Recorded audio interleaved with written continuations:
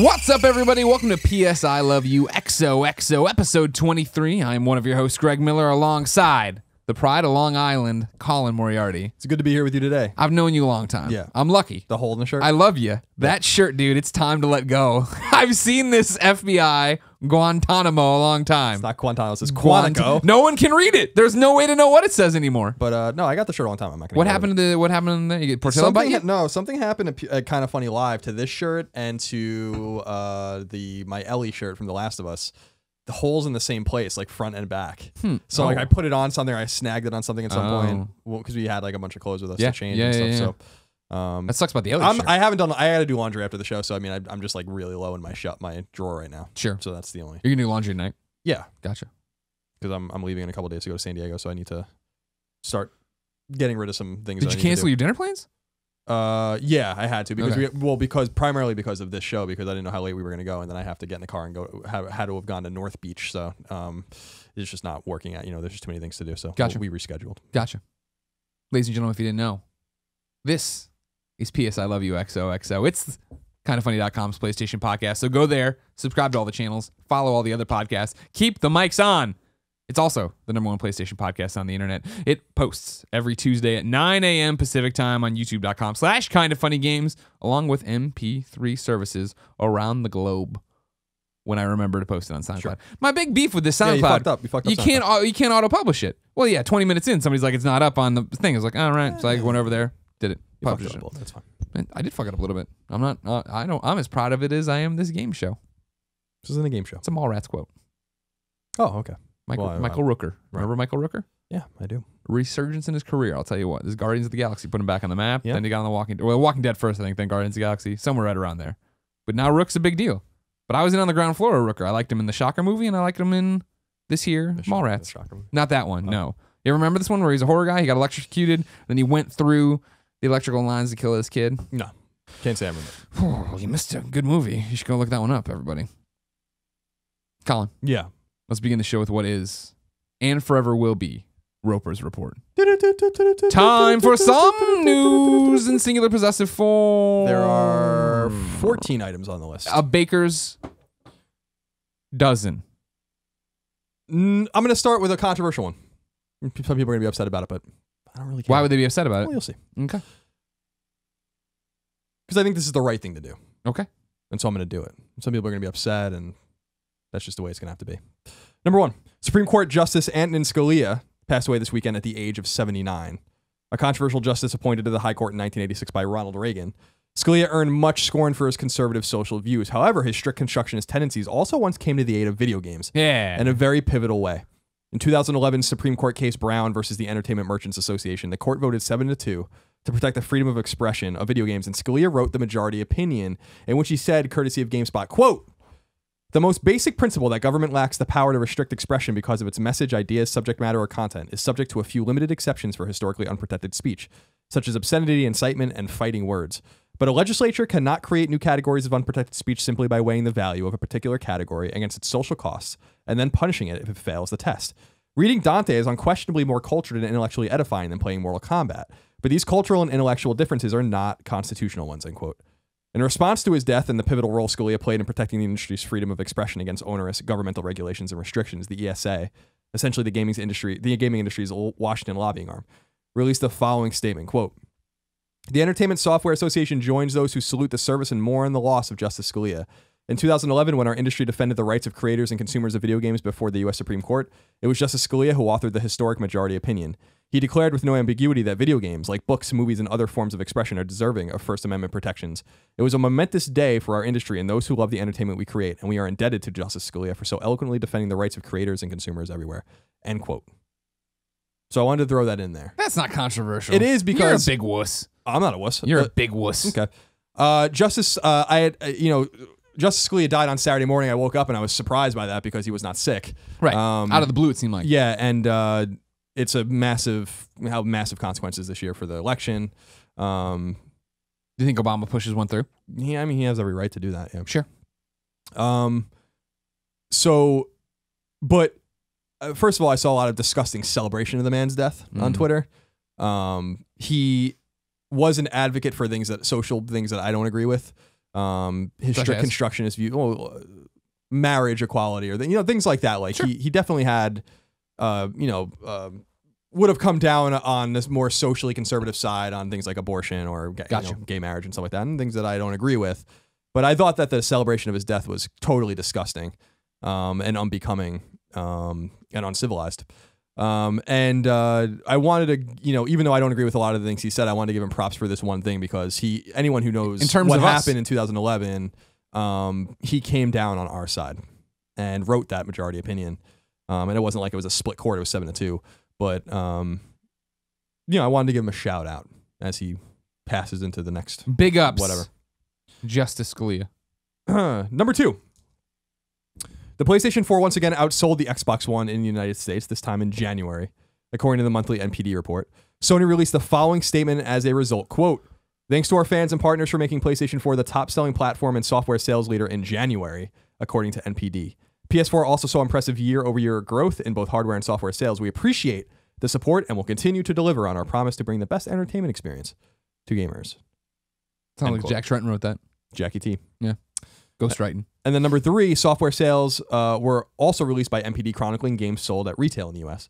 for the month of January. The top 10 best-selling games were in order: Call of Duty Black Ops 3, Grand Theft Auto 5, NBA 2K16, Star Wars Battlefront, Fallout 4, Minecraft, Tom Clancy's Rainbow Six Siege, Madden NFL 16, Lego, Marvel, Avengers, and FIFA 16. PS4 was the best-selling SKU on Grand Theft Auto 5, NBA 2K16, Fallout 4, Madden NFL 16, Lego, Marvel, Avengers, and FIFA 16.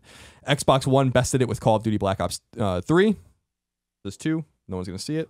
I'm gonna do that. Fix your errors. Star Wars Battlefront and Tom Clancy's Rainbow Six Siege. 360 led the charge on Minecraft, as usual. Now, it's interesting to note, Greg, that Call of Duty Black Ops 3 and Star Wars Battlefront both had bundles. Yeah. So We don't have those numbers. Right, so we don't know how the bundles, because the numbers aren't the software sales aren't counting bundles. Rainbow Six Siege, however, did also, I think, have an Xbox One bundle and still won the software sales race. So it's unclear if that affects anything at all. A boring month. Yeah, Bunch of usually is. Yeah. Well, later we'll have the There's PSN no- digital sales, and it's way more interesting. No big games got released. No new things that were Sure. amazing, other than Lego Marvel Avengers, of course, starring me. But yeah, there was no big breakout hits. That seems like the same list we've read over and over and over again. Sure. But good on you, I guess. Number 4. Nothing is sacred, for it appears that Knack 2 is real Motherfucker. and is currently in development. We begged you to stop. A 3D animator named Mindy Lang, who works at XPEC Entertainment, let word slip in her online CV, noting that the Taiwanese developer she works at has been contributing to Knack 2 since May of 2015. Her write-up, which has since been removed, says, quote, "Animated 3D characters, motions, and cutscenes for PS4 system," end quote. She's also working on Final Fantasy 15, according to the same CV. Sony has yet commented on the game's existence, if it's simply a proof of concept, if it's real, or if this was posted on mistake. And I wrote, It's just so surprising. You wrote. there's more. But clearly there's a great chance that it's real, not only because the CV indicates it is, Yeah. but because Knack actually sold more than well enough to warrant a sequel, regardless of its cool critical reception. As far as I know, it sold over 1 million copies. I thought we just talked about this last week, and I thought that it was clearly obvious that they were going to make a sequel. But we begged them not to. Well, I begged them not to. Knack isn't abysmal, but it's not good. And there's potential there, and then it's a potential to expand maybe the more youthful element of PlayStation 4. Sure. But it's not unusual for studios to outsource art. It seems like this young lady in Taiwan is also working on Final Fantasy 15, and Yeah. she's not at Square. So I think that it's pretty clear that the game's real. Yes, I do too. And I tell you right now, it's going to do horribly. It's going to come out and do horribly. You know what I mean? Yeah, sure. Knack 1 moved 1 million units or more then. There was a launch It was a launch game. Everything that you put anything out at launch, it sold great. Come on now. Who's been talking about Knack? We talk shit about Knack probably the last 3 or 4 weeks. Maybe 5 people have risen up to defend Knack. Right. And usually it wasn't that bad is the response. It wasn't That bad. I think that it was. Some people are giving it 4s, and I mean it's not that bad. Yeah. But it's, for me, like, I played it. I said before that was a game that we previewed a lot. I previewed it in Japan. I previewed it, I think, in Europe. I previewed it here in the States. And it never previewed bad. Yeah. I didn't think it was going to be fantastic, but I thought it was going to be good.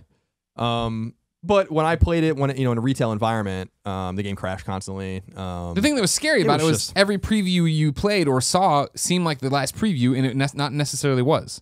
Like, wait, this is all this is? Yeah, This thing is just doing this over and over again? it's definitely a weird game. My prediction on it doing terribly is the fact that even if it comes out and it's like, Knack 2, it's going to be better and we fixed this and did that, you still have a million people who felt like they bought a lukewarm launch game and aren't like, I just haven't heard the outcry for Knack 2. No people are talking about Knack. This isn't a beloved character in Knack. Yeah,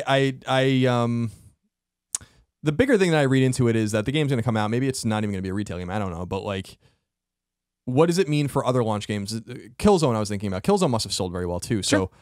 So does that mean just based on sales, we will also get a new Killzone game? Well, you've been of the mind that Guerrilla isn't done with Killzone. They're just taking I don't think so. an aside here. Yeah, I don't think they're done maybe with Killzone. 2 teams. I don't know that Killzone's not in development right now. Not necessarily at Guerrilla, but maybe somewhere else. Get another Vita one. I don't know. I don't think Knack 2 is necessarily a mistake. They just have to keep their costs and their expectations of it in line. I mean, when you look at the numbers, it did.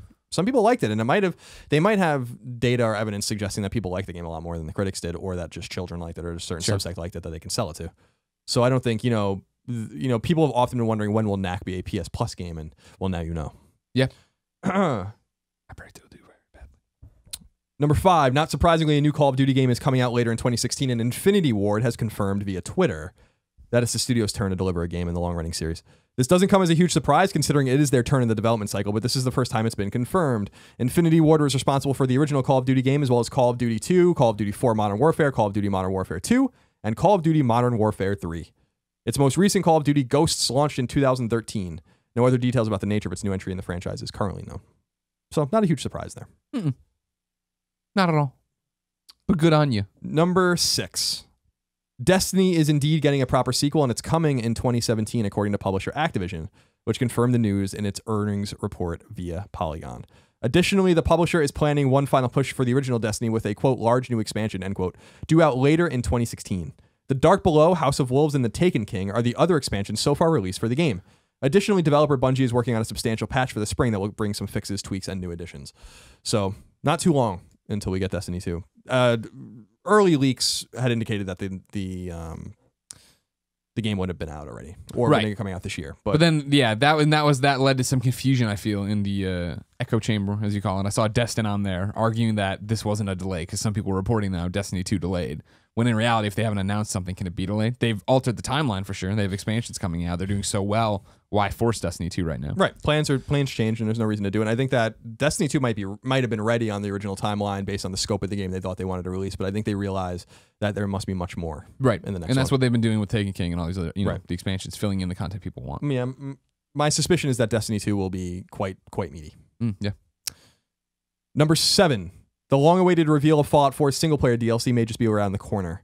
In a duo of tweets launched late last week, developer Bethesda Game Studio said the following, quote, "We know you're ready to learn what's coming for Fallout 4 DLC. We're not far off, and we think you'll be excited. We're also doing a complete overhaul of Fallout 4 survival mode, food, sleep, diseases, danger, and more. Stay tuned," end quote. Conventional wisdom states that the reveal will come at Bethesda's E3 press conference, which it recently confirmed. But it's possible they announced the DLC before E3 and then show it off for the first time at the big show. You think that's what's going to happen? I don't know why they would say that, and if they were planning on saying something in E3. Maybe they're afraid of a leak, so they're going to get it out. That maybe just getting people to simmer down a bit because people are fired up and asking a lot of questions. They see the questions continue to rise, no response. They see it. They just got to say something. Yeah, I think that they should hold it if they can. Everything about it. Yeah, you want that E3 conference to be banging. But it could also indicate if they're going to announce it earlier and then show it at E3 that they have some big guns. And I still think that obviously Machine Games and Tango will be big players at the E3 conference this year, probably with Evil Within 2 and Wolfenstein 2. So. That'll be fun. Yeah, I'm excited. We knew Fallout 4 was coming, right? I called that one a mile away. That was the pivotal Colin was right moment. So the conference was exciting to see the game, but we knew what was going to happen. Sure. This is more exciting because we have no idea what they're going to do. Right. We don't know. Machine Games and Tango are up, but we don't know what they're doing. You have to assume Evil Within is going to get a sequel. The game sold way better than they anticipated it would, even though it was in development for some time. And Machine Games, there's some conjecture that they'll work on Quake or something next, and I think that would be a massive mistake. Sure. With what they have with Wolfenstein is so good. But you don't want too much too fast. You don't, but they announced that they don't release it this year. Sure. Maybe they do. I don't know. Because like we analyzed last week, Bethesda announced Fallout 4 release it soon thereafter, but Dishonored 2 was announced and is still not out. So it's not like they're married to that idea. Sure. Dishonored can be their big fall game. Right. And I don't think anybody would sit here and tell you Wolfenstein has the following or legacy that Fallout has, right? No. In terms of where they're at right now. Don't get me wrong. I understand Wolfenstein's importance to the industry. But in terms of like, being able to be like, all right, here, it's out, and we don't need to give you a preview cycle. We don't need to. They have to come out and be like, we learned a lot. The opening's on it. We learned how to open a game, and it's not going to be like that, and this is going to be in your face. Yeah, that was so bad. That was too bad, really, because it was. I wonder how many people got turned off from that. But once you get into the mental hospital, or maybe it's just a regular hospital. I don't think it was a mental hospital. In the beginning of the game. Yeah, no, I know exactly what you're talking about when you haven't spoken in like 9 years or whatever. Good. Yeah, no, that was awesome. So good. You stand up and you are a killing machine. It would be such a waste for them not to do another one. Yeah. And that will be like immediately my most anticipated game if it's announced. Number 8. Assassin's Creed is finally taking a break from its yearly release schedule. The publisher released an official blog post noting the following. It says, a message from the Assassin's Creed team on UB blog. It's an exciting time for Assassin's Creed. We're only a few months removed from the debut of Jacob and Evie Fry, the stars of Assassin's Creed Syndicate. We're proud of the talented team in Quebec City and all of our studios around the world that took part in bringing the Victorian London adventures of our twin assassins to life. We truly hope you enjoy playing Assassin's Creed Syndicate as much as our studios enjoyed making it. Also, we recently unveiled the first images of Academy Award nominee Michael Fassbender in action as our lead assassin in the upcoming Assassin's Creed movie that hits theaters on December 21st, 2016. Having already visited the set, we can't begin to describe how surreal and exciting it is to walk the real-life halls of Abstergo or see the intricate replicas of assassin weaponry. We have an outstanding cast and crew that want to honor the rich lore of Assassin's Creed and bring a fresh perspective to the ongoing battle between assassins and Templars that's fit for the big screen. This year, we are also stepping back and re-examining the Assassin's Creed franchise. As a result, we've decided that there will not be a new Assassin's Creed game in 2016. Since the release of Assassin's Creed Unity, we've learned a lot based on your feedback. We've also updated our development processes and recommitted to making Assassin's Creed a premier open-world franchise. We're taking this year to evolve the game mechanics and to make sure we're delivering on the promise of Assassin's Creed, offering unique and memorable gameplay experiences that make history everyone's playground. We'll have more to share on all of the above soon. In the meantime, we want to say thank you to our millions of fans around the world for your continued support. How stoked are you? That's a great idea. Disappear for more than a year. Yeah. Go away. Like there are other Assassin's Creed needs an overhaul. I think that it's clear. I think Unity was the beginning of the end. But obviously the new Assassin's Creed game did not sell that well. Which is a shame because it was cool characters and cool thing, but that's the problem. That when you do something year after year after year after year, obviously the momentum, the hype dies down. Yeah, I think that it would be very smart of them to reconsider what they're doing mechanically, and they've called that out specifically in the blog post, which I really thought. The game plays like shit, at least the ones that I did, and it doesn't seem like they have evolved that very much, and I don't understand why they can't make it feel better. This is the same publisher that puts out Far Cry, which is it's not the same studios, but again, the same publisher that puts out a game that feels so good to play and is so smooth, and they learn things from the other games in the industry, and they evolve the product. But Assassin's Creed it just looks and it feels stagnant. I don't understand why it has to feel the way it feels and why it has to play the way it plays. It just doesn't play right. And I don't care. Like, that was the thing about Assassin's Creed 3, which was the last one I spent any amount of time with, it was a game I wanted to love. Like, I was so excited to play it because of its setting, and its setting's a 10. It's world building and characters a 10. I love it. But the game plays like shit. And it's enough. The problem I think you saw is the fact that people like you you took the exit ramp, right? And so I feel like if you're an Assassin's Creed fan and you're going to buy Assassin's Creed, you're on the highway, you're already there. And so as they see more and more people leave and they see these, Unity drop and then Syndicate drop, they're like, stop. And this is to their credit exactly what they said when they said, why do we put out an Assassin's Creed every year, right? We put it out because you buy it every year. And now they're seeing people aren't buying it every year. So like, all right, cool, we'll stop. You know what I mean? It's one of those where you want to hate on these companies all the time, right? Of like, oh, they did this and they just annualization. They're speaking to the market, right? And the market's demand. And they're reacting right here. And Ubisoft's been upfront about it. Yeah. So it'll be interesting to see what they come back with. I never got the evil corporate vibes from Ubisoft ever. So this isn't a huge surprise to me, considering the games they do put out. They do take risks and do weird things like Child of Light and Valiant Hearts, which are fantastic games. I love Valiant Hearts. I think Child of Light's even better. I mean, I think those are both fucking awesome games. And they have Rayman, which is amazing. And they have, but it's what's funny about it is that they immediately took Watch Dogs and were like, this isn't right. Mm-hmm. And they just disappeared for a while. They could have gotten Watch Dogs out again quicker. And Watch Dogs, we'll talk about that next, but it's funny that it took them so long to take the hint. And again, I think you're right. It's the sales. It's the good Metacritic scores. But yeah, they're clearly seeing a demolishing, I think, of the studio of the series at a base level.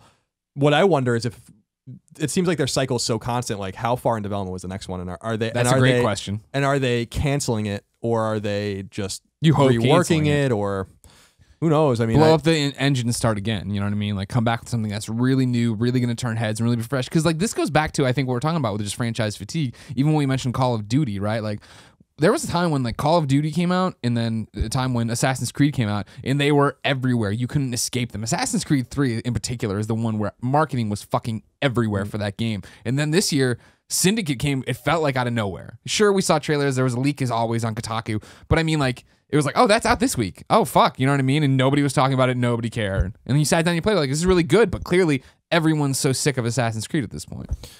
Yeah, we'll see how it all goes. I mean, what they are desperate for is someone who knows how to make compelling, solid third-person gameplay. It's not. It can't be that hard. There are so many games that do it right. There are so many. Doesn't mean your game has to be arcadey like Ninja Gaiden or something like that. It just means it doesn't have to be stiff and nonsensical. Sure. And I just don't understand why they can't fix it, and like why they even needed to take a year off to fix it. Like, just fix it. Well, because fixing it makes it sound too easy, right? If you're in this engine you've been in forever. Sure, but make little tweaks. It's not like the game has stayed static. But I mean, but that's the thing is, like, as somebody who has played since 3, they have made little tweaks, right? They do have the thing now where it's like I forget how they call it, but there's like the run up button and then there's the run down button, so you're not fucking jumping off to your death. You know what I mean? They put buttons in there. They've made the little tweaks you're saying you want, or that they've tweaked it is what I'm saying to try to address this. But in the end, you're going back to this foundation, and like this is the foundation. They can't go through and blow up the way things move and change unless they literally go in and blow it up. Yeah, and the combat needs a lot of work too. Like, the combat is so boring. There's just so much they can do, and it's such a shame because I agree with you. I watched you play Syndicate pretty extensively, and I was like, this looks awesome. This looks so awesome. That's never been the problem. Never been the problem. Always been gorgeous games. Yeah, always been compelling, interesting characters, great voice acting and performances. Great animation. I mean, it's like everything about it has always been great, except for like, but it's a game. You got to play it. Number 9, speaking of Ubisoft, Watch Dogs 2 will launch no later than April 2017. They had a little else to say about the game in their conference call, I think. One that we've known for some time has been in development, and one that has long been rumored to take place here in San Francisco. We'll eagerly await more on it in the coming months with a possible full reveal at E3, which is you assume is when it will happen. Yeah. That's going to be the interesting one when they reveal that at E3 of how close that being out is it. Is it the fall game? You know, you hope so. I think Watch Dogs has momentum behind it in terms you could come out and be like, we're doing it. They still do a preview cycle, obviously, and show it to people, but have it out and have that be the big UB game of the fall. That'd be nice. Because I keep banking on the fact, having seen nothing from it, that this is going to be Assassin's Creed to Assassin's Creed 2, Watch Dogs to Watch Dogs 2, where Assassin's Creed I didn't really gel with the first time around, but 2 I loved. And I'm hoping I love Watch Dogs 2. Yeah, Watch Dogs was another example where life's too short to play games that like don't that you're not feeling. You love, you. And I played Watch Dogs for a few hours and I'm like, nah, I'm good. Yeah. No, this is not ready. And that was what sucked for me in particular. Like, this Watch Dogs should have been my fucking jam, right? You're this vigilante. You're in Chicago. You're using. I'm like, this sounds awesome. And then I played it. Like, no, it's just not very good. I mean, that like it might get better later on, but just the way it felt. You got to play these games, and there's just examples of these kinds of games that are just much better. So like, why half-baked ideas? Why waste your time? Right. You know, I had to walk away from it. I think a lot of people felt similarly. Number 10, wrapping up the Ubisoft news segment, the publisher revealed that South Park: The Stick of Truth, which is purchased from the THQ Fire Sale and which was developed by Obsidian Entertainment, sold more than 5 million copies. In an earnings call with Ubisoft relayed by GameSpot, Ubisoft CFO Elaine Martinez said that the game was a, quote, very nice positive surprise. We have the conviction that we can beat South Park this time again with the fractured butthole, end quote.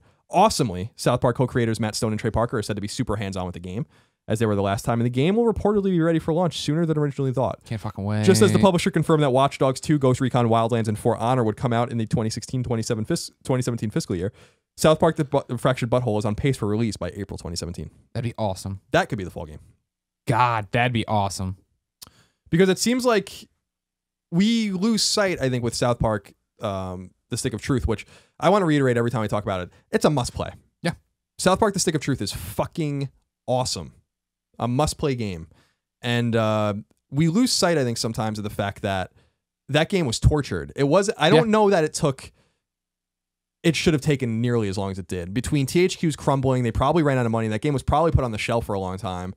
Then Ubisoft comes in, they have to figure out what they have, and they have to get the game going again with Obsidian. The game seemed to be like quite a ways along by the time that they acquired it. And then I think that the word is that Parker and Stone didn't really know what they were doing in terms of game development, and not that there's anything wrong with that. It's a different beast than what they're doing with cartoon creation. And there was just a lot of confusion. Well, the thing was, they want to use what they learned to make the new game. Hosting the panel and talking to them about it, I think the main problem on Matt and Trey's side, right, is the fact that they were so hands-on with it. They were trying to treat it like an episode, which meant they just kept pouring more and more into it, more and more references, more and more voices, all these different things, right? And that's where it really got bogged down, the fact that they didn't cut it off at some point. They kept going into it. And then it just became, like you said, it moves around so much that for it to be South Park, it has to be topical in a way, right? There has to be these references, and you go through that way. So I just think that it was a perfect storm of nonsense to really injure the game's ability to be, in any respect, timely. And so we have to, I think, look at that and assume that Obsidian ended up taking maybe twice as long as they probably should have. Sure. And so if that's true, then the game's been in development. The game was announced at E3 last year. It was probably in development maybe for a year, even before that. It's like we were talking to with Campo Santos, right, where they were talking about the fact of they're excited for the next game because they don't have to do everything again, right? Whereas this game was like for Matt and Trey, right, trying to make this RPG from the ground up and not knowing what the pitfalls are going to be. And even Ubisoft, granted, not the same developer, not using Obsidian, they still see what they did, how they did it, use the engine, and go from there. We'll see. We will. I'm excited about it. Before April 2017. Definitely one of my most anticipated games. Word, son. Number 11 is we already know id Software's long in development new Doom game, simply called Doom, will launch on May 13th. However, we now have an idea of how long the game's single-player campaign will take to defeat. In a response to a tweet asking how long the game will be, the official @Doom Twitter account noted that, quote, the difficulty level plays a factor, but folks playing at the office average 13 plus hours in the campaign, end quote. So pretty meaty Sounds just campaign. About right. Just about right. Can't wait. Yeah. Can't fucking wait to play that game.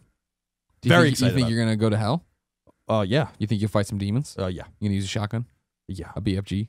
Yeah. Okay. Very excited. Yeah. Definitely one of my most anticipated games by far.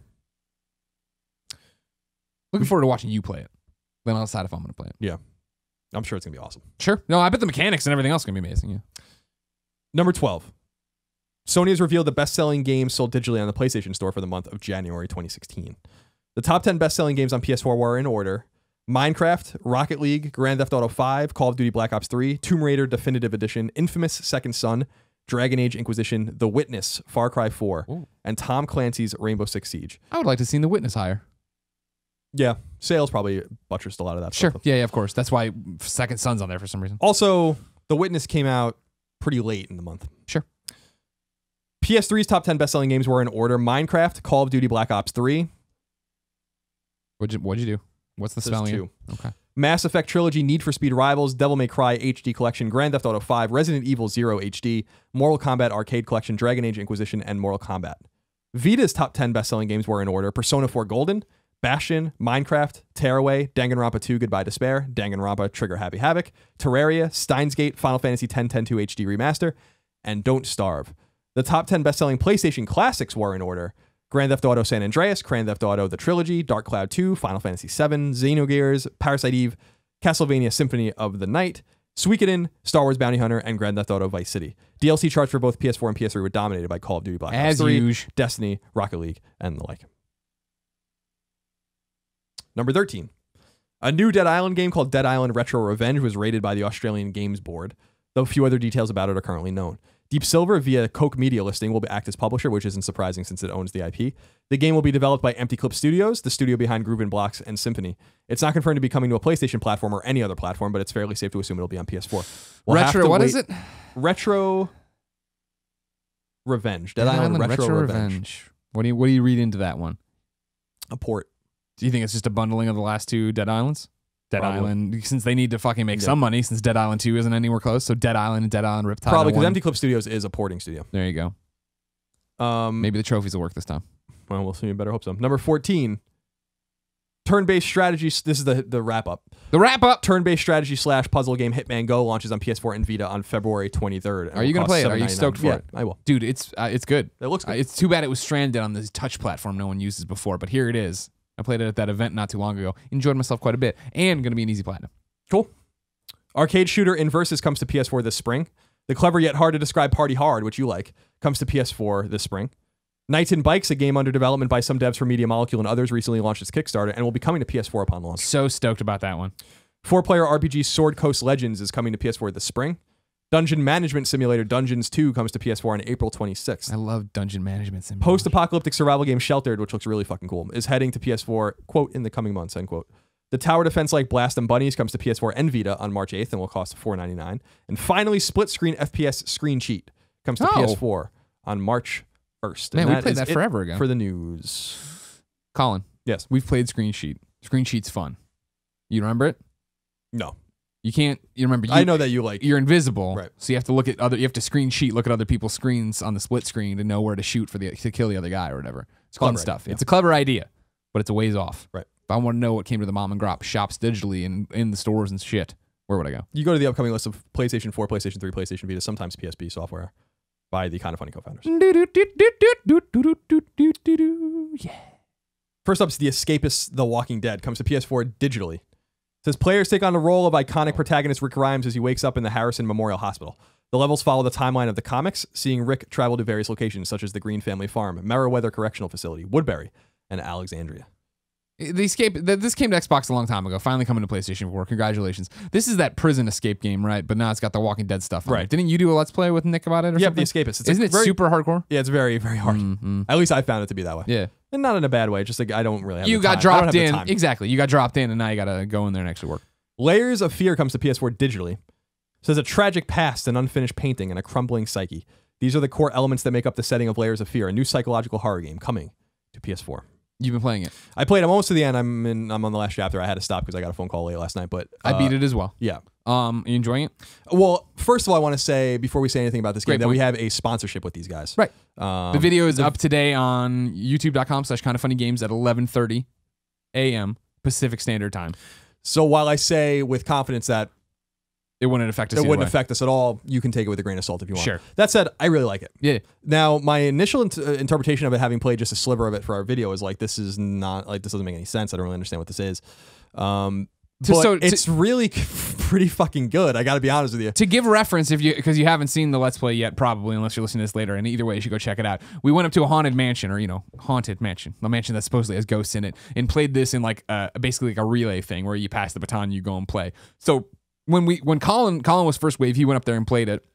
He's got Nick, Tim, and I being idiots in his ear and all this other stuff, and they're trying to scare us and all this other stuff. And then I went and played it, and I jumped into the chapter after Colin, so I have no fucking idea what's happening, what this game's about or whatever. And I was like, that seemed like it could have been cool, but I don't know. You know what I mean? Like it was whatever. And then came home and played it with the lights off and had put on headphones, and I was like, oh, this is fun. This actually is creepy. You know what I mean? Yeah. It runs like shit sometimes on PlayStation 4. It doesn't run very well. Yeah, compared to PC for sure. It is a walking simulator. Not in a disparaging way. For me, I liked it way more than Firewatch. I mean, I'll say that, like in terms of like Sure. unless the ending is just a disaster. Sure. But I'm like so close to it. Sure. It's super fucking weird. It's a cousin to PT. It's not as scary as PT was or whatever in that limited dose, but it's the same idea where you go through and like you do something and you turn around and the room's completely different, and you turn back around the rooms and you turn back around and you're scared. You know what I mean? Like there's some jump scare. It's definitely inspired by PT. 100%. There's no doubt about that. Yeah.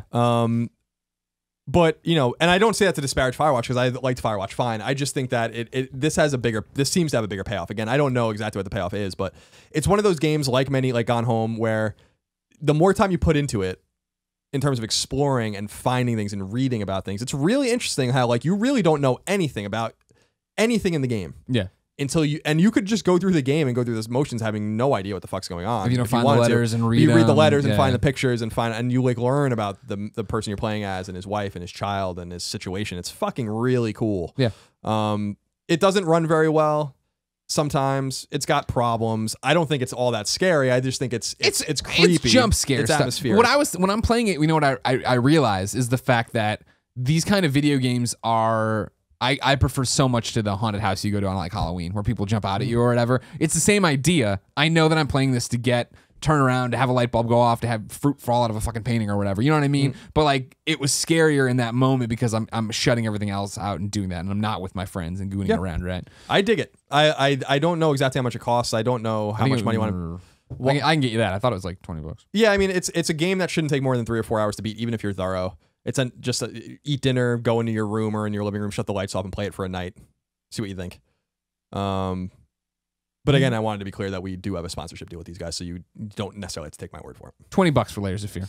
Yeah, so I mean that seems appropriate. I mean, you might want to maybe wait until it's on sale a little bit. I don't know that it's $20 is quite a bit of money, but I think Gone Home's worth $20 too, and this is twice as long as Gone Home. Sure. When you were playing it, did the trophies work for you? Like in terms of like you could see them? I was playing it before they were on the network. Yeah. Does it have a platinum? I didn't. No. Okay.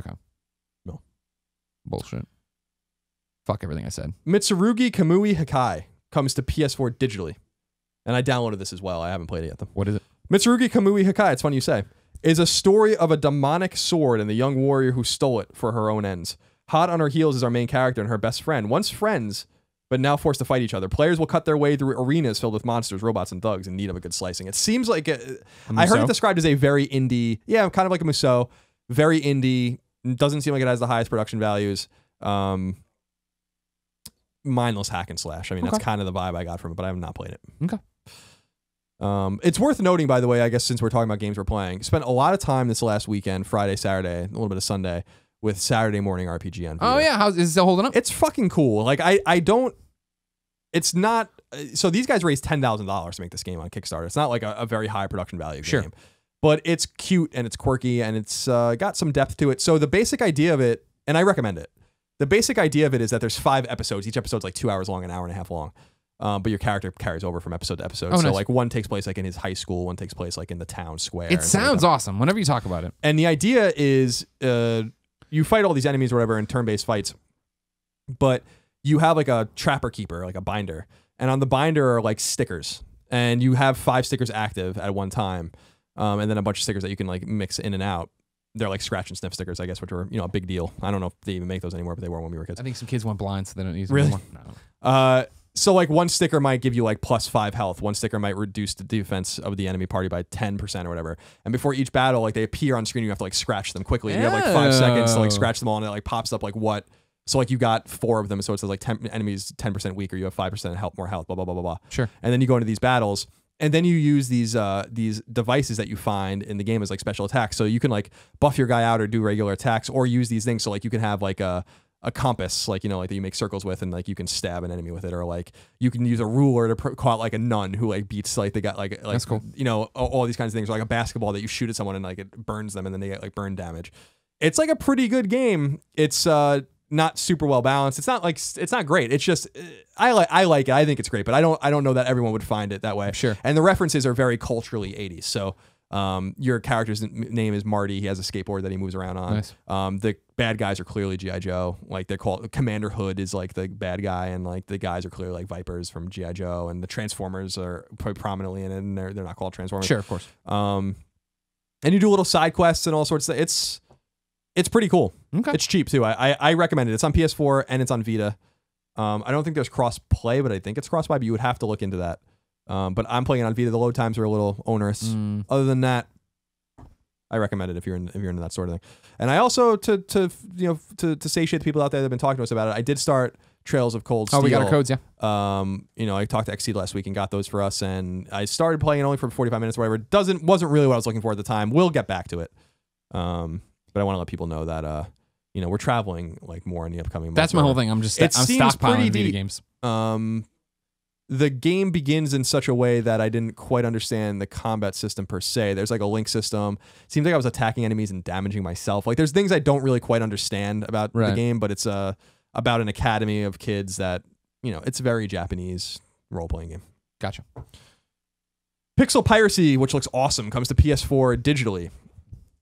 If you like pirates, this is the game for you. If you like the sound of recruiting a motley crew and sailing the 7 seas in search of booty, other pirate crews to kill, and chasing chickens, building your ship block by block, cleaning the poop deck, boarding enemy ships, then jump aboard. Some of that sounded good. Some of it sounded gross.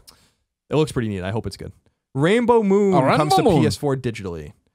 Explore a fascinating world and fight deadly creatures in turn-based battles. Visit towns and shops for new equipment, upgrades, and skills. 6 playable characters await you in a beautiful role-playing game that lasts more than 40 hours. So I was an early and maybe the first advocate of Rainbow Moon, and it was a game that went under the radar, and I've been talking to them recently about this and about Rainbow Skies, which is the sequel. So I want to be clear that I have been talking to them about the game. But I really like Rainbow Moon. Now, it's not a game for everyone. It is, I think calling it just a role-playing game, a turn-based role-playing game is not really accurate. It is turn-based, but it is really half JRPG, half strategy role playing game. The battles are grid based. But you loved it. I did. I thought it was really good. It's deep and it's weird. It's a really weird game. But if you just like grinding and doing side quests and collecting things and finding things or whatever, and you don't really care about story and stuff like that, it's got a lot of that. And it's like a very vividly colored game. The character models are weird. It's just it's a very quirky game. It's already on PS3 and then it came to Vita. I don't know if you get it for free if you have it on that. I don't think so. Okay. Because I don't think it was even free on Vita if you had it on PS3. And their sequel, Rainbow Skies, has been in development for a long time, which I'm super excited about. So I recommend Rainbow Moon. Randall's Monday comes to PS4 digitally. A kleptomaniac, a sociopath, and a horrible friend, Randall is potentially one of the most scurrile, I think that's how you say it, protagonists since the invention of the hoverboard. Randall's Monday is a crazy space-time odyssey in classic adventure design, spiced up with countless geek culture references of the last 30 years. Okay. The biggest release by a mile on PlayStation 4 this year is Street Fighter V, which comes to PS4 digitally and in retail.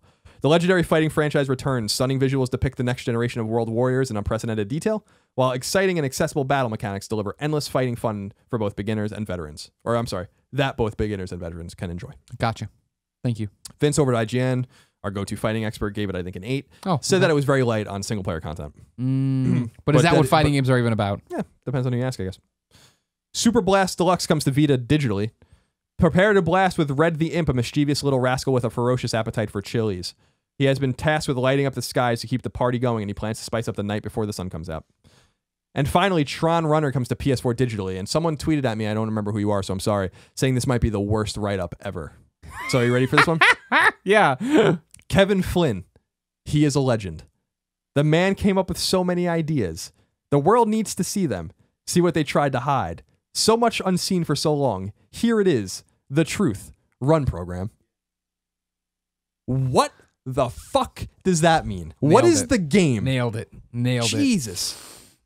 Those guys don't listen to PS I Love You, apparently. They probably do now. You know what? They're just ballsy. They're just ballsy. They're putting it out there. They know that everybody knows Flynn from Tron. If you know Tron, you know Flynn. There you go. Sure.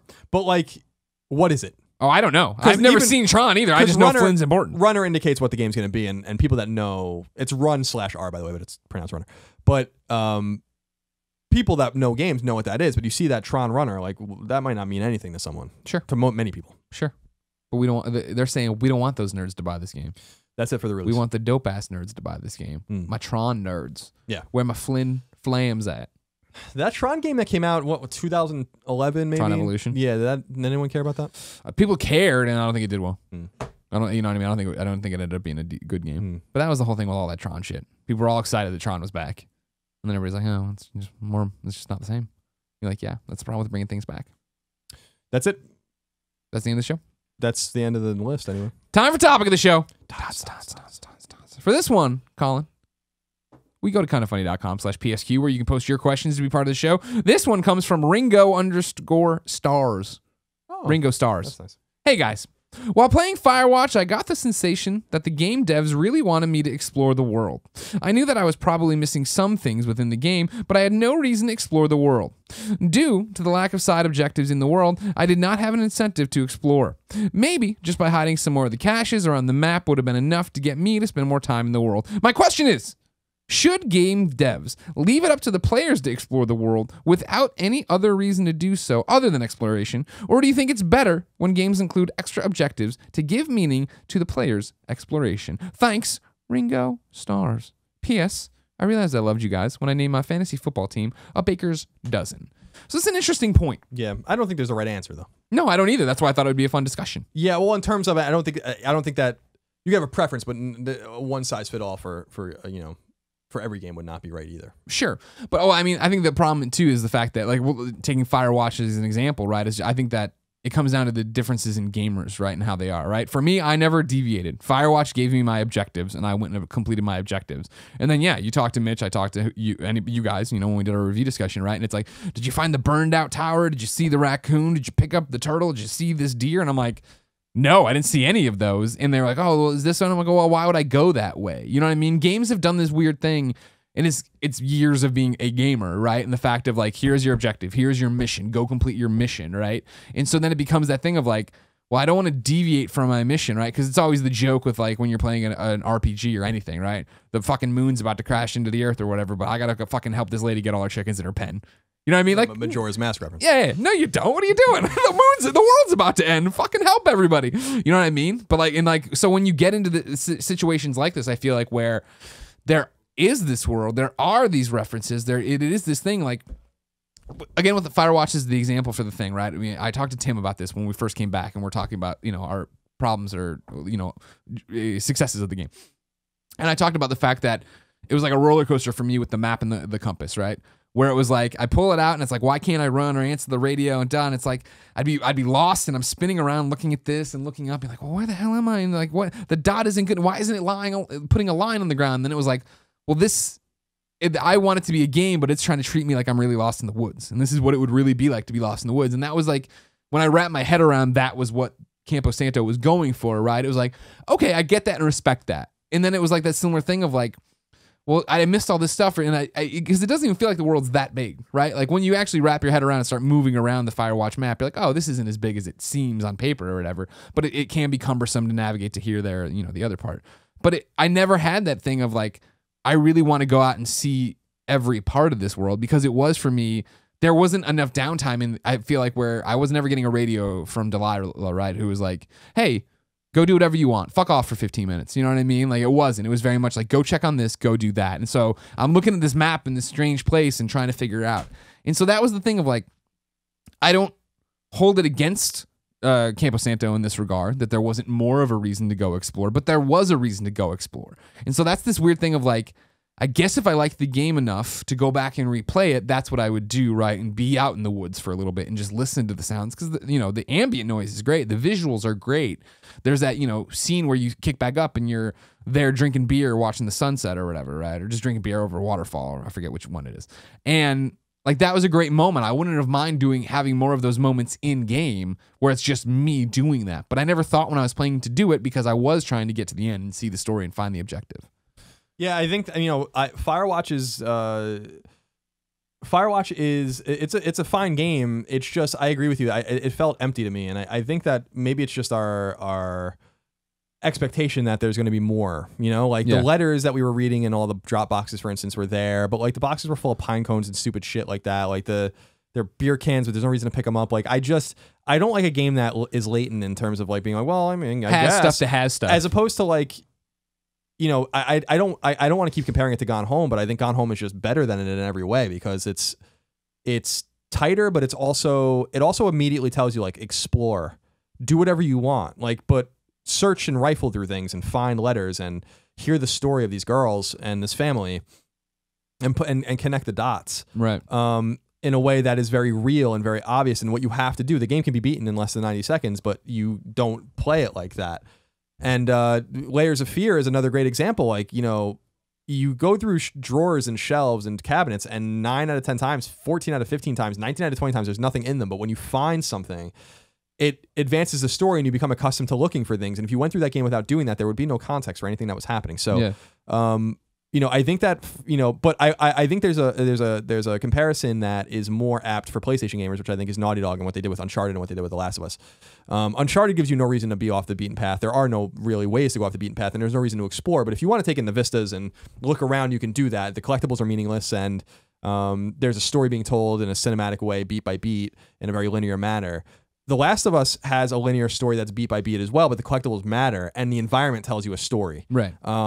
And it's not to say Uncharted is better than The Last of Us or Last of Us is better than Uncharted. I clearly think personally The Last of Us is way better than Uncharted. Different experiences. But they're very different. One's a pulp novel, one's almost inspired by like non-linear role-playing games in a way. Just in a very tight and very, very limited way. But I think that there's an inspiration there where you're rifling, Ellie's going through the record store talking to herself or playing the broken arcade game. These are little stories that she tell that Uncharted doesn't do things like that. It doesn't make one better or one worse. That's why I'm saying like the solution is not necessarily one or the other always. Uncharted works totally fine the way it is, and that's why I don't want them to tweak it at all. I'm even a little disappointed that they put the choices in Uncharted 4 because it's like, that's just let us play the game the way you want us to play it. No upgrades, no branching paths, no choices in dialogue. Like, that's not the game. Last of Us does that. I understand, but I think I still think that mountain out of the molehill with the choices, right? The choices for dialogue in Uncharted are clearly just going to be cosmetic. Like, you're saying goodbye to Nate Drake. This is our final Drake story, right? Sure. So, like, just what moment mattered to you? How would you respond to this one thing? None of them are gonna like. No, none of the material. Exactly. But then why bother? That's like, so you have it because you care more at the end. You're reminded of all the guess. great times you had, and you're gonna be sad when that game ends, and you're gonna buy Neil Druckmann a beer next time you see him. I guess that was the one thing where I'm like, Like, the more I thought, I was like, all right, that's cool. But then the more I thought about it, like, and I've thought about it in the last few months, I'm like, I don't really think we need that. You know, like that doesn't, if it doesn't matter, then why is it in the game? You know what I mean? Like, if it really doesn't materially change anything, just to give you some fake agency, it's not even real agency. Player agency is important in some games and Mass Effect and stuff like that. But Uncharted has never been about agency. It's about Drake. But that's the whole thing. You're putting what we other games give choices agency. This is giving you choice just for emotional resonance. You know what I mean? I don't think at any point, that's why I think Druckmann from the get-go at PSX is like, don't worry, it's not a big deal. It's not that kind of thing. I think it's strictly setting it up so that whatever happens even if it's just arm around Elena, credits roll, you're like, man, I've had such a fucking awesome time with this 4 or 5 game series. You know what I mean? Even though I'm sure none of the choices will be like, I love talking to Miranda Chase. You know what I mean? I think it's just going to be, it's just like, oh man, you're going to get a chance to mention or make some reference to these great experiences you've had with Sully, Elena, and the crew. You know, but this brings me back to a topic that I was thinking about when I was playing Layers of Fear, which was, I like these kinds of games. I'm liking them more than I thought. When I was younger and when I was a teenager, when I was, spending lots of money on PS1 games and even SNES games earlier than that, PS2 games, I wanted bang for my buck, and I always, with the rare exception, always gravitated towards games I knew would take a long time because I felt like I was getting the most bang for my buck. And I realized that that's a flawed way of looking at games. People often get mad at me about The Witcher 3 saying it's too dense. Well, in my opinion, it is. And you can have a different opinion, but there's this weird thought that's just ancillary to what we're talking about, that depth comes through things to do, and that depth comes with lots of tasks to complete, and the longer you play it, the better it is, and that's bullshit and that's nonsense. And what we've seen in sequence on PS4 this year are 3 games that take cumulatively less than 10 hours to beat. So Gone Home, Firewatch, and Layers of Fear, that are both tight one-night experiences. You can beat them right after dinner and still have time to watch the news at night and, do whatever it is you're going to do. Like, they're short, brief games. You can do a slow jerk if you want, but they're slow games in terms of what you're doing at the time, yet fast experiences that are way better than many games that take 50 hours to beat and have way more emotional resonance and way more to say than, and I'm not saying necessarily Witcher 3 or the Fallout 4. No, you're not making a direct comparison. But we have to shake this notion that there's no room for games like this. And then we have to shake this notion too that I think that there's room for all sorts of different kinds of games, which brings me back to the Uncharted versus The Last of Us. Well, real quick mentality. Before you jump, I think the majority of people are out with you and us, right? That I love these 2 to 4 5 hour games where it is, let's sit down and go, right? I think that there's the vocal minority who's like, man, not a real game, walking simulator, blah, blah, blah. It shouldn't be that much money. Right, but the point is and this goes back to the point we've made in the past about exploration in terms of pricing structures, is that there are $60, 50-hour RPGs that are worth much less to me than Gone Home. Yeah. And Gone Home to me is worth more than $20. Now, they're not going to get away with charging more than that, but the point is that there's all these different correlations that we've drawn in our minds that I think we have to shake and rewire that go back, I think, to a more primal and primitive state of gaming where we really... and it's not even because there were people like us in the 80s and 90s that could buy any game they wanted and it didn't matter. And they played Lufia and they were like, oh, I don't want to play this anymore. And they just put it on the shelf, and then they go buy Final Fantasy 3 and they're like, I like this and I only play for 20 hours. But like, we come from a place, and I think a lot of our audience does, where we come from like, you buy your game and you have to get as much out of it. You are locked into that. And as we get older, we're not locked into those choices anymore at all. Yeah. We can buy whatever you want, a lot of us. We just have to look at different ways of examining the situation. And I know this doesn't go back to the question he was asking directly, but I just think that it reminds me of that, we have expectations of like, well, should this game have done this that this other game didn't? And I'm like, why? Firewatch is its own game that does its own thing, and there is no reason to explore it in my mind. But there are apparently reasons to explore it if you want. But since there was no hook to even tell me I should or could explore, I didn't. I think that's a flaw in game design. I don't think that's necessarily a flaw in having the game the way it is. Sure, I'm with you. And like I'm the same way of like, let's run it down. There's no objective for me to go off the beaten path and find the turtle.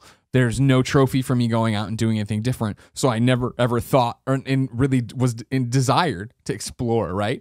But I think it's a similar thing to what you're saying of like shaking it up, like, right? Like I saw these, what to me are signposts of no trophies and no objective, and why would I go do it? You know what I mean? Like, and so without those nudges, I'm not going to go do it. But maybe it is that thing of like, this is such a, again, to your thing, there's no right or wrong answer, right? It's such a personal choice of like, it's awesome that people wandered around the woods and found all this stuff. And I know I heard stories in the comments of our video of people carrying the boombox around, just exploring the woods and seeing what's up, you know what I mean? Not doing the objective. And that's awesome, but that's just not how I'm wired. And maybe I need to reconsider that or think that through if that's what I want. It wasn't. I wanted the story. I went through and got the story and had a great experience, one night after dinner, like we're saying.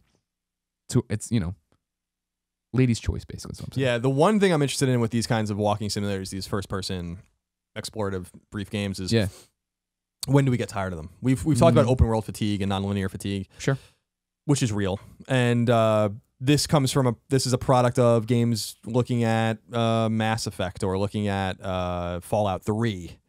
And being like, or Skyrim or something like that, and being like, well, this is what we want to do. And then it takes years to implement that idea. And by the time the game comes out, it's like, well, I don't give a fuck about this anymore. And so how many of these clones are we going to see, and how many of them fail, and how many of them do well? And then when do we move on to the next thing or whatever? Because there are masters at this. Sure. At this kind of thing. I mean, I shit on Telltale sometimes, but they are masters of what they do. To a lot of people, I think that it's a little tired. But, with Tacoma, which is the next game from Fulbright, the guys that did Gone Home, like, they're the masters. They're the ones that are going to set the bar. It's the same way I feel about Ken Levine's next game.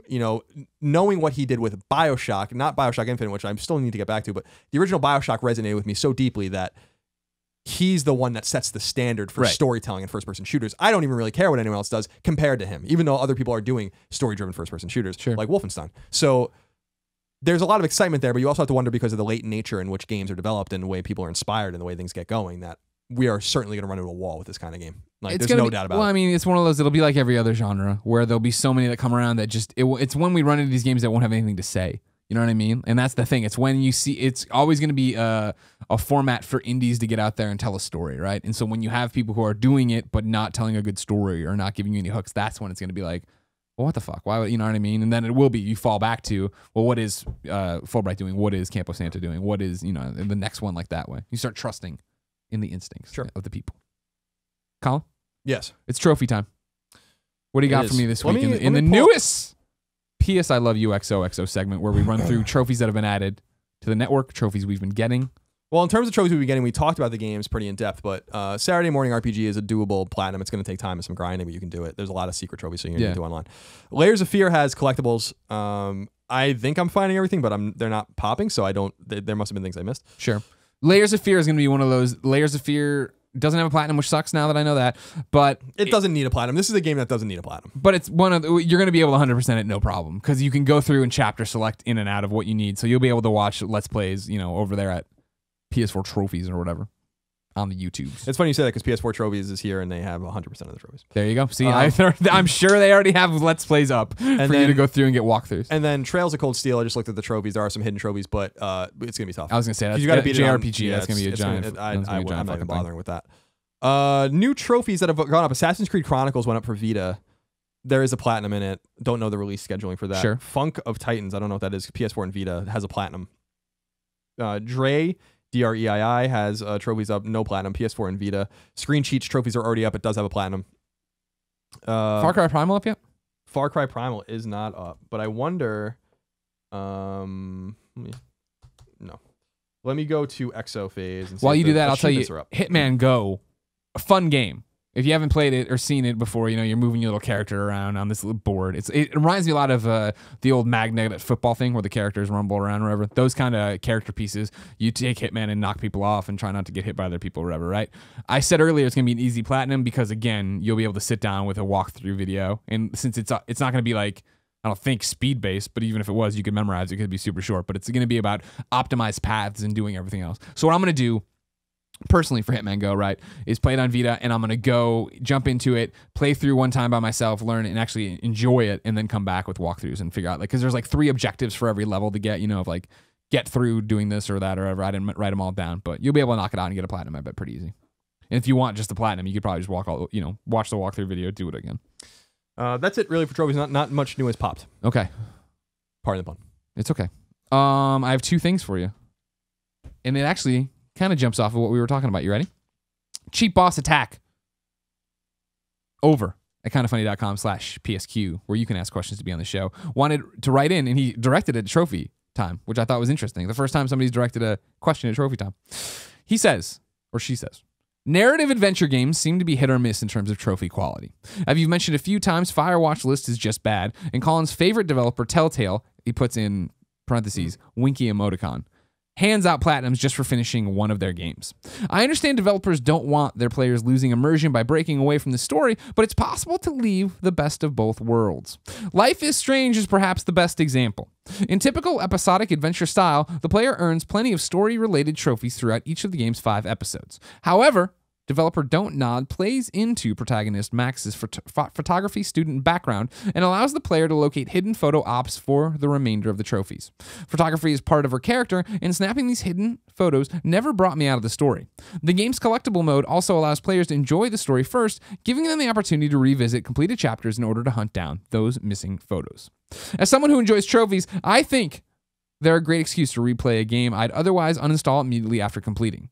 Could other adventure game developers learn a thing or two from Don't Nod's Life is Strange? How else could a formulaic adventure developer like Telltale broaden their trophy horizon without breaking immersion?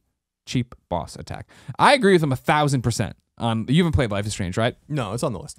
Fantastic implement of trophies of like, yeah, you go through, you're playing, you're taking photo, like when you start an episode, right, you open Max's journal and there's all these like sketches of like a bird, and like, oh, I gotta look for a bird and eventually take that photo to fill in that op. And when you do that, it pops a trophy. But it was one of those, like, I was trying to get them, but I wasn't like deviating from the story for them because I knew there's a whole collectible mode where at the end of it, you can pop back into this collectible mode with your save, go to any spot, and then go and try to find the photo op, or like I did, look through a walkthrough and figure out where I'm missing these things, go through and get the platinum, right? So the collectible mode is like turns the story off and you can just walk around the environments? Exactly. That's pretty cool. Yeah. I mean, you can still advance and talk to people, but it allows you to jump chapter to chapter, segment by segment, and go through and get what you need or whatever. Cool. So really well done.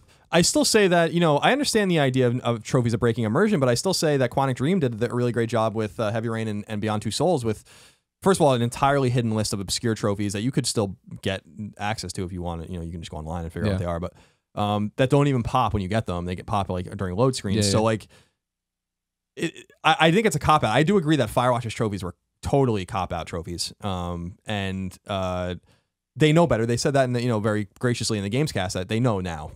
Yeah, they've learned what people really matters to them, but their vision for this was that. Right. And I get that. I get what they're going for, but but like it was the big thing of like I think it was Sean on the Gamescast when he was talking about it, right? It was like he didn't want no spoilers, don't worry. He didn't want somebody carrying the boombox over to this very pivotal moment to get a trophy. But that's also on him to do that, right? Like that, and that's the whole thing. Is I think Heavy Rain's a great example of it. Just hide all the trophies.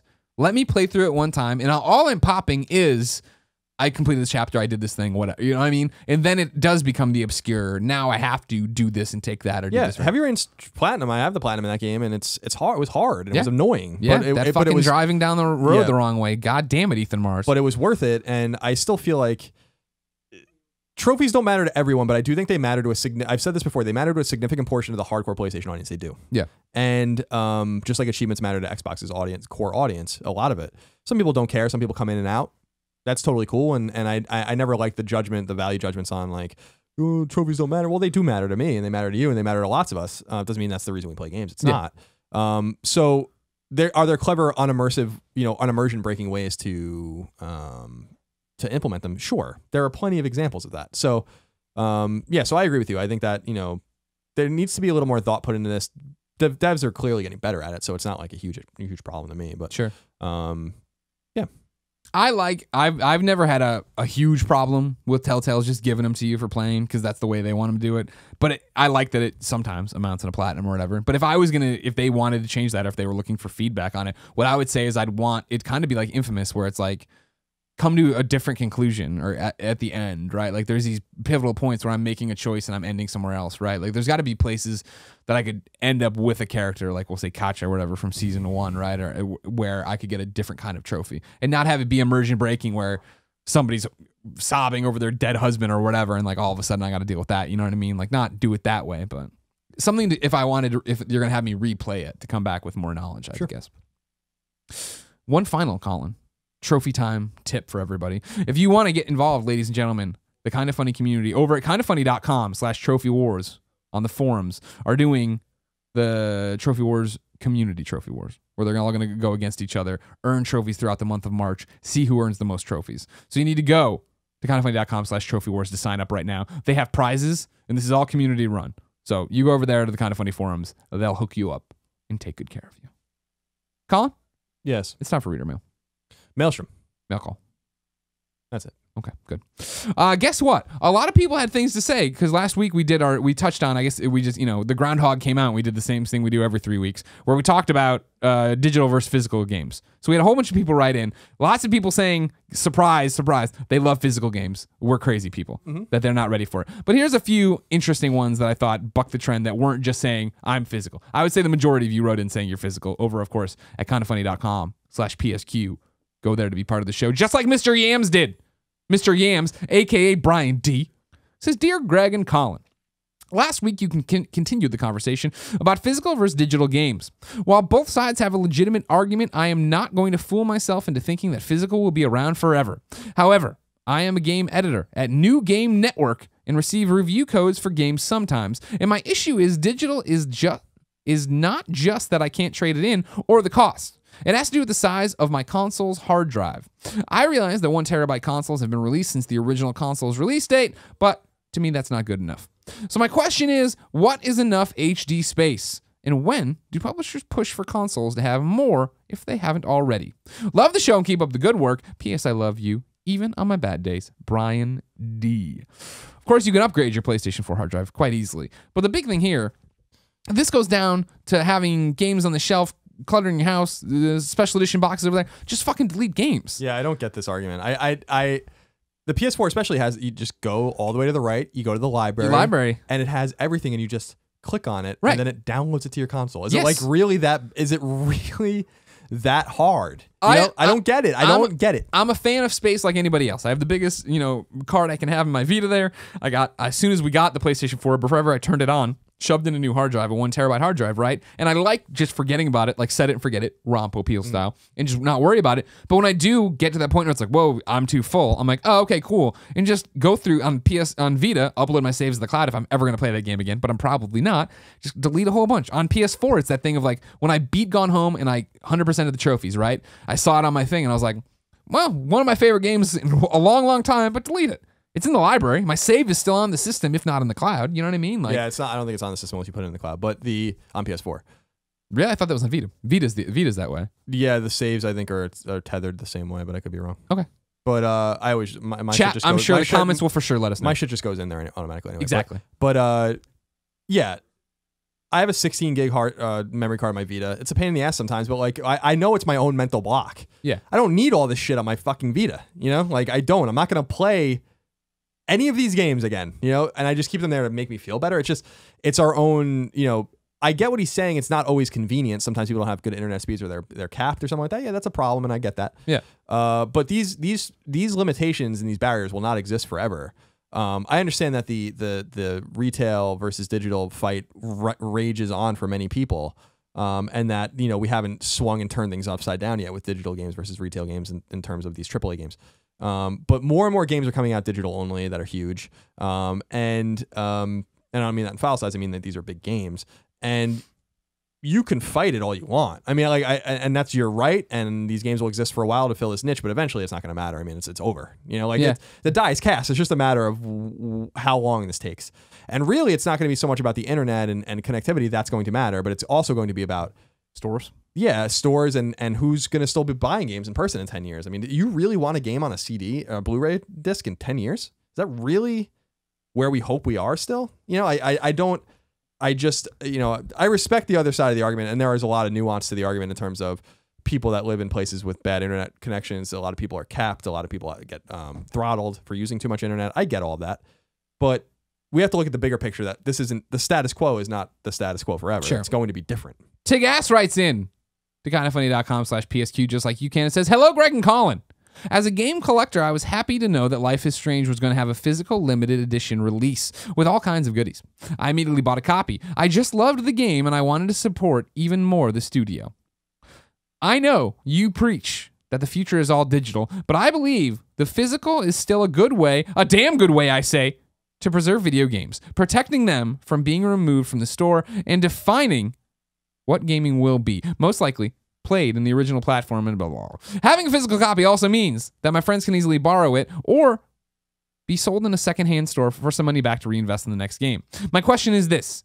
Do you think more studios that do digital-only games should start investing in physical editions like Life is Strange? A physical edition of Super Meat Boy is coming, and I would just love to have more titles like Transistor, Hotline Miami, or Bastion on my shelf. And if they come with extra content, even better. Thanks. Keep up the good work. Tygo from Portugal. It's one of those.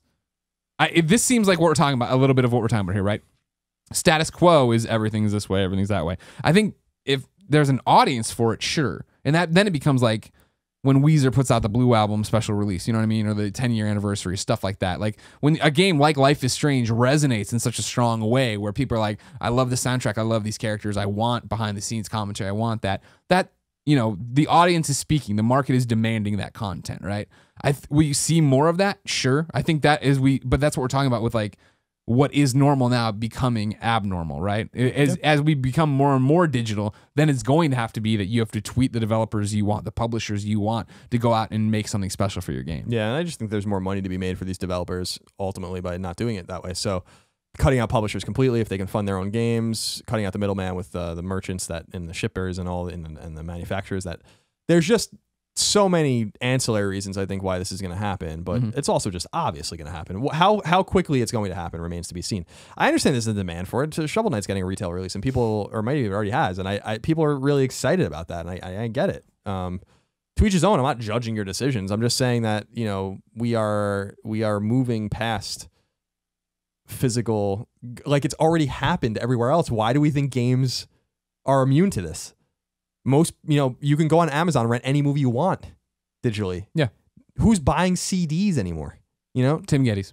He's literally the only person I know. I know. Me too. But we think games are immune to the same forces that have already shifted music and movies away from that. It's nonsense. Our friend Mighty Jake wrote in kindoffunny.com/PSQ to ease some of you digital haters. He says, in rebuttal to last week's question about digital games having no value, I would like to disagree and say that they have twice the value.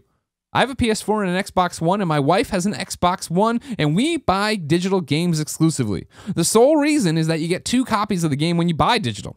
When you buy a game digitally, you get one license that is tied to your console, and another license that's tied to your gamer tag. The console license allows anyone to play the game on that console. The gamer tag license allows you to play that game on any console you are signed into and connected to via the internet. Now, for example, I bought 1 copy of Call of Duty. My wife plays on the main console, and I play on the secondary console connected to my internet, and bam, 2 games for the price of 1. Now that's what I call value. Mighty Jake. P.S. I was at the PSX Vegas Beyond panel, 2nd row. When are you going to post that pic with everyone holding up their Vita? I posted it that day on my Twitter. I think there was a video of it too. So go back to quite a ways. Yeah, go back to 2014 December, my tweets. You'll find it there. Good tip though. For people who want a reason to start buying digital games. Never really thought about that. Yeah. Well, yeah. That was the thing. A couple weeks ago, we did the whole thing where it's like, is it tied to... We were wishy-washy on what was happening. And I think I actually said, because it was the guy who was like, got a PlayStation 4, he bought it secondhand and was using those games and said that he could see the credit card information. That's one of my... he wasn't going to do anything with it, but that was my big thing. Sure. He was clearly going in. But then a lot of people wrote in, they're like, well, if that guy's the master console, he could still be playing Bloodborne on his PSN ID, but using that. Sure. But you and I never have to deal with that because there's like 15 PlayStations in this house. We just move from PlayStation to PlayStation like locusts. Oh, here we go. You want to talk about some Vita stuff? Sure. Artie Michaels wrote in to kindoffunny.com/PSQ, just like you should be part of the show, and said, "Hey, Greg and Colin, with so many indie titles dropping their promised PS Vita versions, Broforce, Galaxy, Not a Hero, etc., or at least taking forever to release them, Axiom Verge, Mercenary Kings, etc., I thought I would ask you your thoughts on the ESRB rating port of XCOM Enemy Unknown, a fairly high-profile non-indie for our favorite portable. Before anyone flips out with excitement, this game was rated by the ESRB and reported on August 31st, 2015 by website PlayStation Lifestyle. In September 2015, a few sites re-reported this info, but no news or release dates. Should we lose hope?" No. So 2K, I think, has every indication of releasing that game. Remember that Civilization Revolution 2 Plus, I think, vanished. It is out in Asia and other places, but then it was supposed to come out nowish and then was pushed away for some reason. They're probably having some problems of some sort. I think that that's probably a similar thing with this game. I think, it's not, rating your game takes time and money, and I don't think they do it for no reason. Not that 2K can eat the cost of that, they can, but sure. I think the game's coming. I just think that, dude, I hope so. I love XCOM and I'd love to play it on Vita. Yeah, I think there's just probably planning and things that go into that. I wouldn't necessarily lose hope in that. I think that that's going to come. I remember that story, and I understand why those things happen. You have to remember that just because the ESRB rating leaked doesn't mean that the game was necessarily ready to go, or that it fit within their marketing or release plans for the game. They didn't intend that to happen, obviously. So I have little hope, but I hope it happens. Oh, I think it's going to happen. I want you to be right. I want to hashtag Colin was right on this, Colin. We'll see. But I hashtag hope against hope. We'll see. Yeah. We will see. Why? Colin. What's the reason that they wouldn't release it? I don't know. Just doesn't. Who cares about the Vita? Other than us. Other than them. Other than the Vita Lounge. Sure. That's it. I think that's just the main thing. They're they investigated, went through, did all this stuff, and then it was just all right, well, Sony's giving up on this device as we were doing this. They're publicly we're kind of done with it, and we're what are we gonna do with it? It's one of those still that's weird to me that XCOM 2 isn't on PlayStation 4 or Xbox One yet. You know what I mean? It's a PC game, and that's all they're saying about it right now. Yeah. Come on, bro. These guys are weird. They are weird. Speaking of weird, Jeremiah Jux wrote in and said, "Hi, Colin and Greg. Hello. I love your show and will always support Kinda Funny. I recently started Bastion on Vita, and I am loving the experience. So much so that I cannot wait to play Transistor, but I was heartbroken to find it isn't available on Vita. I tweeted at Supergiant Games to see if it'll ever come to Vita, and they replied with, "We don't have plans to bring Transistor to the Vita, though we appreciate the interest. I guess I'm settling for the PS4 version, but this made me wonder, are some indie developers straying away from the Vita now too? Follow-up question, Greg, do you still plan to platinum Bastion? Thanks for everything. P.S. I love you all for life, Jeremiah Jux." Answering my part first, yes, I'm going to platinum Bastion, but I feel like right now it's not a rough spot, but it's a quiet time where I look at the Vita, I'm like, tons of games I want to play on Vita, and then I have to go, no. So much travel coming up in the next 4 months. I gotta save stuff, otherwise I'll be on the plane being like, what the hell am I gonna play on this thing? Squares again? Sure. Back to his question though, are developers giving up on it? I think Transistor in particular, I know it doesn't look that intense, but it's one of those, could that run on PlayStation 4? No, I don't think so. And to make it run on PlayStation 4, it would take a lot of time. I'm sorry, thank you very much. To make it run on Vita, a lot of time, investment. I know you don't think it would, but it would. To go in there and take away particle effects, do different stuff. Kind of like Resogun, right? Where eventually, it's okay, it's running over there, but it's different. Yeah, people are like, see, you were wrong. Resogun could run on Vita and PS3. And I'm like, if you say so. Very different games on those platforms. Yeah. Yeah, I don't think that there are people that are I am of the mind that Vita will continue to get new games even in 2018. It's a matter of we have to just set our expectations. Like when the PSP died, it died very slowly, and the Vita is dying very slowly. So, are some people straying away from it? Sure, but I still think that we're still getting games for it. We're still going to get games for it. If you want more games for it, you better start buying Vita games now. Yep. And show. Word of mouth. Now people are doing that. Biffle tweeted again about volume and how well it's doing on Vita. So clearly it's happening, and it's also super awesome to see a developer say, "Hey, other developers, I'm seeing success here." If it's not that hard. Well, that's why I think it's important. It's not to show Sony. I think that Sony knows one way or the other. It's just these guys word of mouth. Your game may be worth bringing to Vita because X amount of people played my game on Vita, and so are there fewer games coming out? But but there are games almost every week, and you have to remember that Axis and Xseed and NIS and they're bringing games. They have not abandoned the Vita. No, in any not way, at all. these games are still coming. Yeah. From these publishers. We just have to get more comfortable with our niche indies and our Japanese games. That's all. Right. That's what that machine's built for. That's what that machine is. Viva la Vita. No, am I losing my patience with Axiom Verge? Yes. The First Guardian wrote into kindafunny.com/PSQ and says, hey guys, why has Sony been so slow in making TV shows and movies with their PlayStation IPs since they already own several production studios? We haven't heard anything from Infamous and Uncharted produced by AV Ared, among others. Plus, I find it strange that Activision and Ubisoft are opening film studios and Sony doesn't have a dedicated movie studio for PlayStation. There should have been a Parappa or the Rappa TV show 20 years ago. You gotta believe. First off, if you've learned nothing from just watching PlayStation Europe and PlayStation America and PlayStation Japan, even that under the branding of PlayStation has always been very weird. People are announcing this, the deals aren't sunk up the same way, PlayStation Plus is working differently. It's always weird and awkward. So then when you take it out to Sony and you're like, now not only are we going from PlayStation, we're going to the Sony brand and going to Sony Pictures and going like, there's so many different things there. And also, why do we want that stuff? Yeah, why do we want that stuff? I don't get it either. When we were young, we had Captain N and we had Super Mario TV show. Yeah, Super Mario TV show and some Zelda stuff and all. Like Mega Man had a cartoon stuff, and they're fine, they're interesting. It's just like they were just marketing tools to get you to buy games and toys. That was it. So, do we want these specifically to be conduits by which we play or buy the games? Like, I just think like, why can't games are legitimate on their own? We don't need TV shows and movies. Like, I'm super interested to see how that Michael Fassbender Assassin's Creed movie does, because my theory is that it's not going to do very well.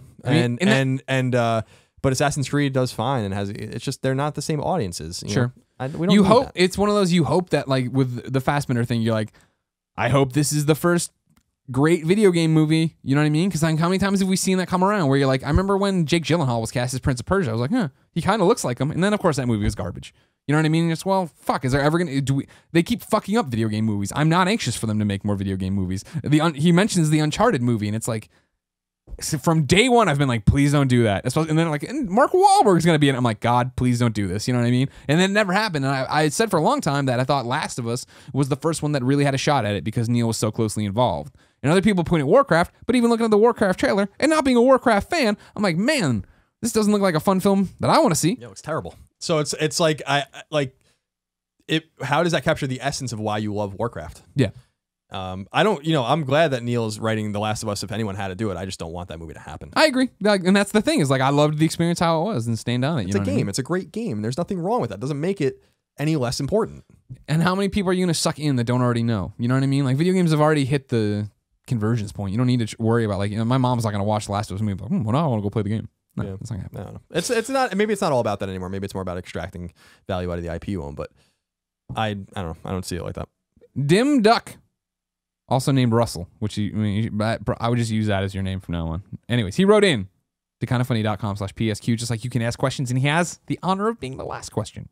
He says, hey, Colin and Greg, given your long history in the industry, I was wondering if there was anyone you still really wanted to interview or speak with professionally. Personally, for me, I always wanted to hear Colin speak with Michael Pachter. I would love to hear them talk more about the business side of gaming, and perhaps it would give us insight into how some of these companies think in terms of how companies decide how much to spend on marketing, and maybe the impact of Sony's consolidation into SIE. Thanks, Russell. P.S. Long Island is wonderful this time of year. You guys should come visit. Oh, maybe I will. Is it nice this time of year? No. It's cold as shit, right? Yeah. My dad was telling me it was like 0 degrees. Oh, fucking thank you. No way. I don't know. I think I would love to sit down with Phil Spencer. Damn, that was my pick too. We've never had the chance to sit down and pick his brain. Or even Kaz Hirai, like guys that are like way up on the ladders. Although we've talked, Phil Spencer's, we've taled to Jack Trenton and Phil Spencer, an approachable dude. I've tweeted at him. We've tweeted. He came by when I was interviewing Cliff at E3 and hung out and watched us do it. He's a good dude. Yeah, I mean, there's people's brains I'd like to pick, but maybe just off the record too. So of course, yeah. Todd Howard would be one, and Ken Levine and the guys like that. I mean, off the record, Kojima. Yeah, not necessarily. I don't have any necessarily desire to publish anything I would talk to with any of these guys, really. But sure. But I've also gotten to meet a lot of my heroes. Exactly. Yeah. Keiji Inafune many times, Iga, which was awesome. So, probably my 2 favorites. So, you got to be thankful for what you've gotten. We've already talked to Jack a ton Trenton. of people. I'm Jack Trenton's favorite interviewer. Exactly. Yeah. Jackie T. Hey, Colin. Hey, Colin, how you doing? We have a lot of cool things. Or we have a lot of exciting prospects coming to the PlayStation platform. Colin, Yes. time for PS I Love This Best Friend XOXO. If you didn't know, ladies and gentlemen, this is where one of you fellow best friends have written in to kindoffunny.com/forums on the PS I Love You XOXO board saying you need friends to play with on the PlayStation Network. So I give you their name and their sob story. You friend them on the PlayStation 4, Vita, PS3, PSP, and become their best friends. This one comes from Matt Norris 8, MATNORRIS 8. That's also his PSN name. He says, I just moved to a new town and don't have as many friends. Well, he's got a problem here. Okay, hold on. I just moved to a new town and don't have as many friends to meet in real life to play games. Please help fill the very real hole in my heart with some virtual loving. Everyone needs to go virtual love. Matt Norris 8. All one word, 1T, the numeral 8. Are you doing it? Thank you. You can use the PlayStation app. It's very simple to make friends. Next segment. This week's forgotten PlayStation game. Colin. Too bad, Colin. Piers JM11 says, I know it's a bit unorthodox to suggest a forgotten PlayStation game, but one game that keeps nagging at me is a PS2 game called Maximo Ghosts to Glory. What? That's the fucking choice. It's a great game. I know, but like we're going back that far. I've never seen someone write into kindoffunny.com/PSQ and try to hijack the segment. All right, well, so when he enough. did it, I had to give him a nod. That's fair enough. He says, Ghosts to Glory. It was a Capcom game that was kind of a spiritual successor to the Ghosts and Goblins series. I remember when I was a kid just how, oh my God, when he was a kid. This is I think I was in college. This when is that the game first came out. game I can tell you I ever ordered from GameStop.com and had delivered to my college dorm room, and it came with the boxer shorts that were white with the hearts on them as a pre-order bonus. God, I remember when I was a kid just how hard it was for me to play it, and eventually I gave up. I saw it on PSN as a classic, so I might just have to pick it up now. I would love to hear yours two's thoughts on it. I didn't know it was a PSN classic now. There you go. That's why it pops up, I guess. PS2 classic. I don't really remember much about it. Like I remember the game, I remember the box, I remember reading the previews and all. I don't remember like what it is. I remember the cool of it, like you started in all your armor, and then as you took hits, you fell off, and then eventually you'd be down to just your boxer shorts and your sword. And that was like, cute. And that's why it came with boxer shorts, and it was a big deal. Fun game, I remember. Now that if for sure, is it? Do you know for sure a PS2 classic on there? That sounds right. If Piers JM11 says it is, it must. I don't be think true. it's on PS4 though. I think it's maybe a PS3 one, but I don't know. That's some fucking trash. Shuhei Yoshida, fix that now. Mr. Capcom, fix it now. I had a good one this week too. That's too bad. You can I say had it an for next actual. week. No, I'm going to save it. It's gone forever? No, I'm never going to bring it up. You're going to abandon the Might have been segment? the best one that I ever had so far. Yeah. Wow. I hope you're happy. Except for Shatter. Piers JM11. You've robbed the Kind of Funny audience of some Colin Moriarty gold. And let me tell you, he's got gold in short supply these days. So you fucked us good on that one. This works. Almost out of gold. Time for PSN's worst name of the week. Remember, you can submit yours over at kindoffunny.com/forums. This one comes from Andy. Andy says, "What's up, team? This happens to unfortunately be a story about my own PSN name." No, that's good, Andy. Remember, if you all keep submitting fucking Rocket League names, I'm going to take the segment away from you, and then I will give you no more gold. And I haven't had gold since 2008. One day, I found myself unable to purchase games through the PlayStation Network because my credit card I had saved was expired. After many attempts to fix the situation, I found myself unable to log in and had to call PlayStation customer service. That's when terror struck. The phone operator, who I can only imagine was a sultry 25-year-old exotic swimsuit model, judging by her voice, asked me for my PlayStation Network name. "It's Poopsuit Riot. Poopsuit Riot," I exclaimed. That's a good one. Poopsuit Riot's a good one. "Sorry, can you repeat that?" she asked. "Poopsuit Riot," I repeated. "Sir, you'll have to spell that for me," she replied. P-O-O-P, then a burst of laughter from the other side. "Oh, like Zoot Suit Riot. You should probably change that name to avoid awkward situations like this again," the incredibly gorgeous sounding, now ex-ideal woman of my dreams suggested. I said, "I can't tell Shuhei. Shuhei, I am out one future potential wife and a beautiful family now. Please let us change our PSN names. P.S. I love you guys. P.P.S. Yes, my PSN avatar is the swirly poop with a smiley face on it. Good job there. At least you nailed it. You committed to that." Ladies and gentlemen, this has been a fun episode of P.S. I Love You XOXO, episode 23, Michael Jordan's number. Thank you all for joining us on this ride. Remember, Kindafunny.com keeps the mics on. So go there, watch all the videos, subscribe to all the podcasts, rate us on iTunes, share us with your friends, tell people you listen to this show so the show gets bigger and one day takes over the world. And somehow Phil Spencer's on it. And he's just like, I really can't talk about any of the things you guys are talking about. It's against my policies. Right. And we're like, Phil Spencer, I like the cut of your jib. Also, remember the #1 PlayStation podcast on the internet. We post every Tuesday at 9 a.m. on youtube.com/kindafunnygames and MP3 services around the world. Thank you for your patronage. We love you very much. It's time to end the show, Colin, in a segment we call Singing a Shuhei. If you didn't know, each and every episode of PS I Love You XOXO ends in a song submitted by you, the Kinda Funny family. If you're an artist of some kind, you go to kindafunny.com/PSM, M for music. Submit your song as a link that I can download to play the MP3, and the MP3 I put at the end of this episode if you're listening to the MP3, and give me a YouTube link, because if you're watching on YouTube, I annotate out at the end of that so I don't get a copyright strike or whatever. Also, JMac24 wrote in and said, could you guys put up a playlist of all the songs used on Singing to Shuhei? That's a great idea. Someone go make that and put it on kindafunny.com/forums. You go there, go to the PS I Love You XOXO forum, make it there. I'm sure Jericho probably already has, since he listened to this whole episode ahead of time to get everything up there. But go there, submit them. They're all, of course, linked out in the descriptions of their YouTube versions of the thing.